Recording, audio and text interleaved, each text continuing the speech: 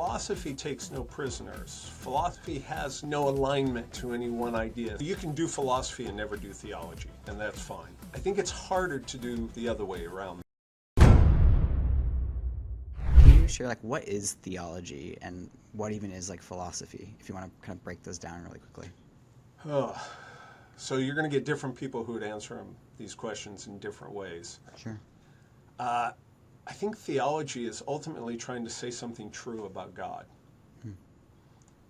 or gods, or the spiritual world, or whatever. But theology, if you break down the word, it's really God reasoning or God logic. So theology and Christian theology, which is specifically what I do, is trying to say something true, trying to say something meaningful about God and all of the things that are linked to God or associated with God in the Christian religion.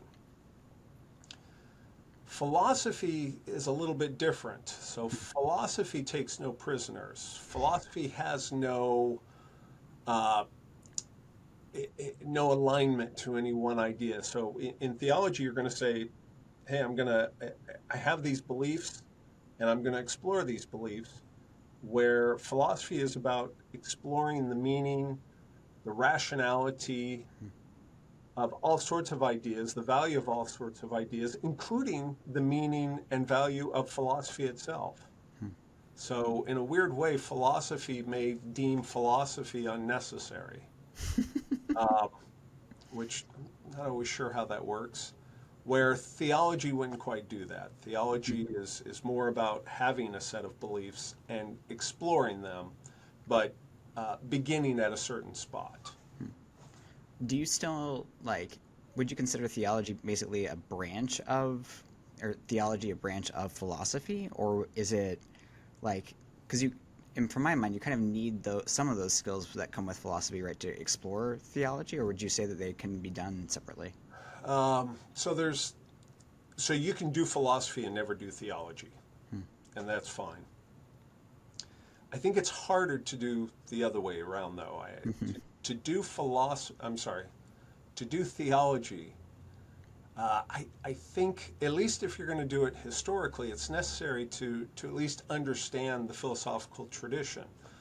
A lot of Western Christianity and Western theology is built on certain aspects and teachings of Plato and Aristotle and some of the Stoics, and then you get, Augustine, who was as much a philosopher as he was a theologian, and Aquinas, but you can do theology without really doing philosophy.